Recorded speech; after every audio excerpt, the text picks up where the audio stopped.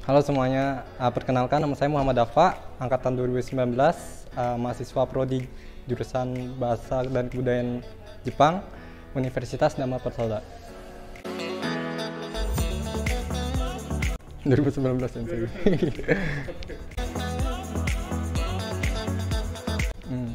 Oke, jadi awal mulai saya belajar bahasa Jepang itu di SMA kelas 2. Itu sebelumnya tuh di SMA kelas 1 itu tuh saya paling nggak suka pelajaran bahasa Jepang gitu.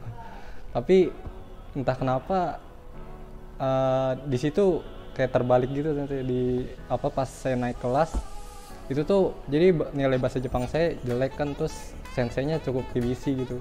Jadi ya udah saya mau belajar yang lebih dari senseinya. Jadi saya beli buku sendiri terus coba-coba ikut JLPT gitu.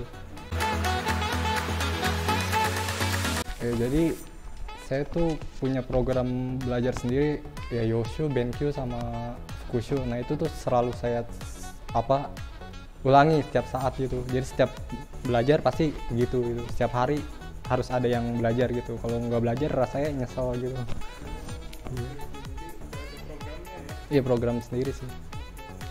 Sama harus kayak jangan sampai ngelos gitu. Maksudnya sehari kalau ngelos nanti pasti besoknya ngelos lagi. Jadi sebisa mungkin sehari belajar. Ada sesuatu yang dilakukan. Iya, jadi nanti kayak timbul rasa kalau nggak belajar tuh kayak hari ini tuh buruk banget. Sama saya agak lupaan jadi harus belajar dari ulang lagi, jadi nggak mau ngulang-ngulang, jadi ya belajarnya harus lanjut terus. Ya rutin sih. Saya jarang nonton anime, tapi musik sih paling, musiknya iya. Kalau musik saya hampir setiap hari, kayak udah Kakak Senai, Koto gitu. Iya hampir. Iya tiap hari. Kalau anime saya mungkin setahun sekali mungkin nonton. Musik sama hal-hal yang masyarakatnya sih. Kedepannya sih saya pengen nyelesain dulu sih, nyelesain ini JLPT biar tenang dulu. Kalau bisa sih sebelum lulus kuliah mau lulus M1 kalau bisa, kalau enggak ya udah coba lagi. Nah, kalau mau kuliah sih saya pinginnya sih, jadi sebelum misalnya nanti kan semester 7 ya, itu saya pengen cari internship gitu, ikut gitu biar nantinya tuh ada tujuan. Dari situ kan pasti timbul kayak nanti di sini cocok, nggak cocok. Dari situ dulu sih nanti. Jadi buat teman-teman yang masih berjuang di LPT, jangan menyerah sama harus ada hal yang dikorbani gitu buat kesuksesan lah, istilahnya dalam sini istilahnya buat di LPT gitu. Jadi jangan nyerah juga, sama jangan bosan-bosan sama bahasa Jepang sih, sama perbanyak kotoba.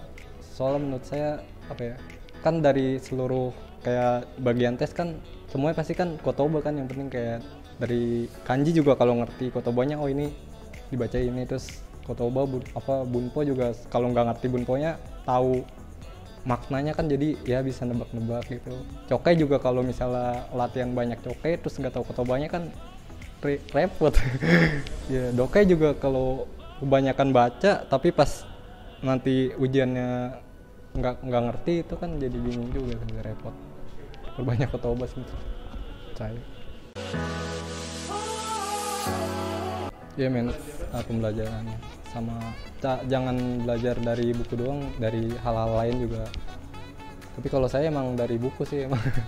Tapi maksudnya selain itu kayak bukan anime, kalau saya lebih ke berita nonton sama paling podcast gitu. Nah, ada jadi di YouTube itu ada Nihongo Podcast gitu, search aja nanti banyak keluar gitu. Jadi saya nonton dari situ, apa aja saya tontonin gitu. Ini kalau buat tiap harinya saya kalau mau tidur biasanya sih nonton TV yang di YouTube itu loh. Jadi TV Jepang yang live stream di YouTube, saya nonton sampai tidur.